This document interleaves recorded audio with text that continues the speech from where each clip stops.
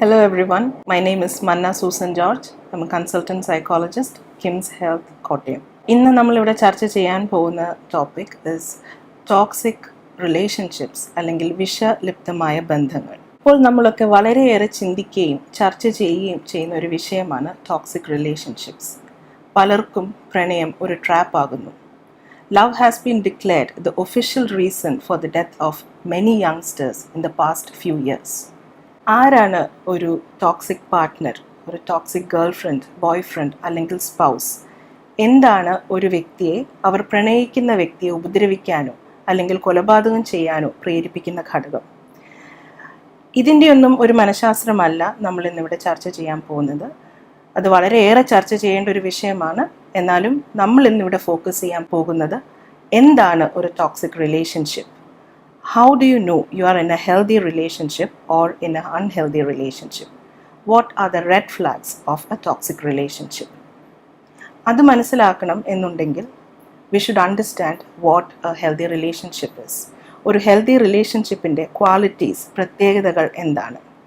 നിങ്ങളൊരു റിലേഷൻഷിപ്പിലാണെങ്കിൽ take a step back and analyse. നിങ്ങളുടെ റിലേഷൻഷിപ്പ് നിങ്ങളൊന്ന് അനലൈസ് ചെയ്ത് നോക്കുക. whether you have these qualities. എല്ലാം അല്ലെങ്കിലും ഇതിൽ പറയുന്ന ചില ക്വാളിറ്റീസ് എങ്കിലും നിങ്ങളുടെ റിലേഷൻഷിപ്പിൽ ഉണ്ടോ എന്ന് നിങ്ങൾ നോക്കുക. 1 is mutual respect, പരസ്പര ബഹുമാനം. 2 trust, വിശ്വാസം. 3 honesty, സത്യസന്ധത. 4 support, പാർട്ട്നേഴ്സ് അങ്ങോട്ടും ഇങ്ങോട്ടുമുള്ള സപ്പോർട്ട്. 5 equality, സമത്വം, രണ്ടുപേരും തമ്മിൽ ഈക്വലായിട്ട് ഒരു റിലേഷൻഷിപ്പിൽ തീരുമാനങ്ങൾ എടുക്കാൻ പറ്റുക. 6 സെപ്പറേറ്റ് ഐഡൻറ്റിറ്റീസ്, നിങ്ങളുടെ വ്യക്തിത്വത്തെ അങ്ങനെ തന്നെ കീപ്പ് ചെയ്യാൻ നിങ്ങൾക്ക് പറ്റുന്നുണ്ടോ?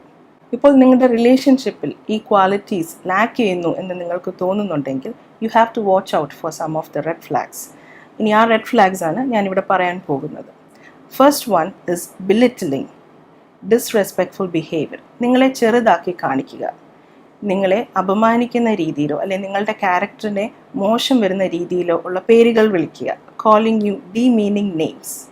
അല്ലെങ്കിൽ നിങ്ങളുടെ സുഹൃത്തുക്കളുടെ മുമ്പിലോ മറ്റുള്ളവരുടെ മുമ്പിലോ നിങ്ങളെ എംബാരസ് ചെയ്യുന്ന രീതിയിലുള്ള തമാശകൾ പറയുക. നിങ്ങളെക്കാൾ ഇൻ്റലക്ച്വലി സുപ്പീരിയർ ആണ് എന്ന് എപ്പോഴും വരുത്തി തീർക്കുക. അതായത് നിങ്ങളുടെ അഭിപ്രായങ്ങളോ നിങ്ങളുടെ ഒപ്പീനിയൻസോ കംപ്ലീറ്റ്ലി ഡിസ്മിസ് ചെയ്യുക. ഫ്രീക്വൻ്റ്ലി നിങ്ങളുടെ വീക്ക്നെസ്സസ്, നിങ്ങളുടെ കുറവുകളെ എടുത്തു കാണിക്കുക, പോയിന്റ് ഔട്ട് ചെയ്യുക. All this come under belittling. രണ്ടാമത്തെ ഉള്ള റെഡ് ഫ്ലാഗ് ആണ് കൺട്രോളിങ് ബിഹേവിയർ. കൺട്രോളിങ് ബിഹേവിയർ എന്ന് പറയുമ്പോൾ നിങ്ങളുടെ ഡ്രസ്സ് ചെയ്യുന്ന രീതി, അല്ലെങ്കിൽ നിങ്ങൾ സംസാരിക്കുന്ന രീതി, നിങ്ങളുടെ ഹാങ് ഔട്ട് ചെയ്യുന്ന ഫ്രണ്ട്സ്, നിങ്ങളുടെ ഫാമിലി, എല്ലാത്തിൽ നിന്നും നിങ്ങളെ അകറ്റി നിർത്താൻ ശ്രമിക്കുക, കൺട്രോൾ ചെയ്യുക. നിങ്ങൾ എന്തെങ്കിലും കാര്യത്തിൽ ഡിസഗ്രി ചെയ്യുകയാണെങ്കിൽ നിങ്ങളോട് അമിതമായി ദേഷ്യപ്പെടുക, നിങ്ങളെ ഭീഷണിപ്പെടുത്തുക, അല്ലെങ്കിൽ അവരുദ്ദേശിക്കുന്ന രീതിയിലുള്ള കാര്യങ്ങൾ ചെയ്യുന്നില്ല എന്നുണ്ടെങ്കിൽ പണിഷ്മെൻറ്റ്സ് തരിക. ഇതെല്ലാം കൺട്രോളിങ് ബിഹേവിയറിൽ പെടും. അല്ലെങ്കിൽ അമിതമായ ജലസി, പൊസസീവ്നെസ്, നിങ്ങളുടെ ക്ലോസ് ഫാമിലി, ഫ്രണ്ട്സ് എന്നിവയിൽ നിന്നും അകറ്റി നിങ്ങളെ ഒറ്റപ്പെടുത്തുക, അല്ലെങ്കിൽ അവരെ തന്നെ ഉപദ്രവിക്കുന്നതായിട്ട് ഭീഷണിപ്പെടുത്തുക. They threaten to self-harm. All these come under controlling behavior. മൂന്നാമത്തെ red flag is lack of humility. നിങ്ങളെ മാനസികമായോ ശാരീരികമായോ ഉപദ്രവിക്കുക. ചിലപ്പോൾ അപ്പോളജൈസ് ചെയ്യാം, എന്നാലും അവരവരുടെ ബിഹേവിയർ ഒരിക്കലും മാറ്റുകയില്ല. അതുപോലെ തന്നെ claim that they are doing this for your own good. അവരുടെ മോട്ടീവ് ഗുഡാണ്, നിങ്ങളുടെ നന്മയ്ക്ക് വേണ്ടിയാണ് ഞാനത് ചെയ്യുന്നത്, അല്ലെങ്കിൽ നിന്നെ ഞാൻ വളരെയേറെ സ്നേഹിക്കുന്നത് കൊണ്ടാണ് അങ്ങനെ ചെയ്യുന്നത് എന്ന് വരുത്തി തീർക്കുക. അല്ലെങ്കിൽ അതുപോലെ തന്നെ വളരെ ഇമ്പോർട്ടൻ്റ് ആയിട്ടുള്ള ഒന്നാണ് സംതിങ് കോൾഡ് ഗ്യാസ് ലൈറ്റിംഗ്. അതായത് നിങ്ങളുടെ സാനിറ്റിയെ തന്നെ ചോദ്യം ചെയ്യുന്ന രീതിയിൽ വരുത്തി തീർക്കുക. അതായത് നിങ്ങൾക്കൊരു സ്ഥിരതയില്ല, നിങ്ങൾ പറയുന്നതൊന്നും ശരിയല്ല, that makes you keep apologising for everything. അതുപോലെ തന്നെ അവർ ഇങ്ങനെ ചെയ്യുന്നതിൻ്റെ കാരണക്കാർ നമ്മളാണ് എന്ന് വരുത്തി തീർക്കുക, blaming you for their bad behaviour. All these come under lack of humility. And the biggies, physical and sexual abuse. നിങ്ങളെ ശാരീരികമായിട്ടോ സെക്ഷുവലായിട്ടോ എന്തെങ്കിലും തരത്തിലുള്ള അബ്യൂസ് ഉണ്ടാവുക, നിങ്ങളെ നിർബന്ധിക്കുക, നിങ്ങൾക്ക് താല്പര്യമില്ലാത്ത കാര്യങ്ങളിൽ നിങ്ങളെ നിർബന്ധിക്കുക. അതുപോലെ തന്നെ സെക്ഷുവലി എക്സ്പ്ലിസിറ്റ് ആയിട്ടുള്ള പിക്ചേഴ്സ് നിങ്ങളുടെ പെർമിഷൻ ഇല്ലാതെ എടുക്കുക. എല്ലാം all these come under red flags. Now once you have identified the red flags, അല്ലെങ്കിൽ നിങ്ങൾ ഒരു ടോക്സിക് റിലേഷൻഷിപ്പിലാണ് എന്നുള്ള കാര്യം നിങ്ങൾ മനസ്സിലാക്കി നിങ്ങൾക്ക് അതിൽ നിന്നും പുറത്തു വരണം എന്നുണ്ടെങ്കിൽ നിങ്ങൾ ചെയ്യേണ്ട സ്റ്റെപ്സാണ് നമ്മൾ ഇനിയും പറയാൻ പോകുന്നത്. The first step is to build a safety net. You need to prepare. Carefully നിങ്ങളുടെ നെക്സ്റ്റ് സ്റ്റെപ്പ് എന്താണ് എന്നുള്ളത് നിങ്ങൾ പ്ലാൻ ചെയ്യുക. And always give priority to your safety. അതിന് വേണ്ട കാര്യങ്ങൾ എന്താണ് എന്നുള്ളത് ആദ്യം ഫൈൻഡ് ചെയ്യുക, അതിനനുസരിച്ച് ബാക്കി കാര്യങ്ങൾ നിങ്ങൾ അറേഞ്ച് ചെയ്യുക.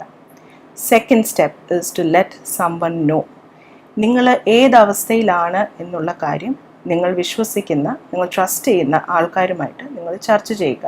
അത് നിങ്ങളുടെ ഫാമിലി ആകട്ടെ, ഫ്രണ്ട്സ് ആകട്ടെ, അല്ലെങ്കിൽ നിങ്ങളുടെ കോവർക്കേഴ്സ്, ടീച്ചേഴ്സ്, നിങ്ങൾ റെസ്പെക്റ്റ് ചെയ്യുന്ന ആരുമാവട്ടെ, അവരുമായിട്ട് നിങ്ങൾ ചർച്ച ചെയ്യുക.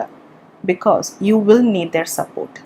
നിങ്ങൾ കടന്നു പോകുന്ന എന്താണോ അതിൽ കൂടി കടന്നു പോകാൻ ഉള്ള ബലം വേണമെന്നുണ്ടെങ്കിൽ യു നീഡ് സപ്പോർട്ട്. ഇനിയും ആവശ്യമെങ്കിൽ സീക്ക് ഫോർ പ്രൊഫഷണൽ ഹെൽപ്പ്.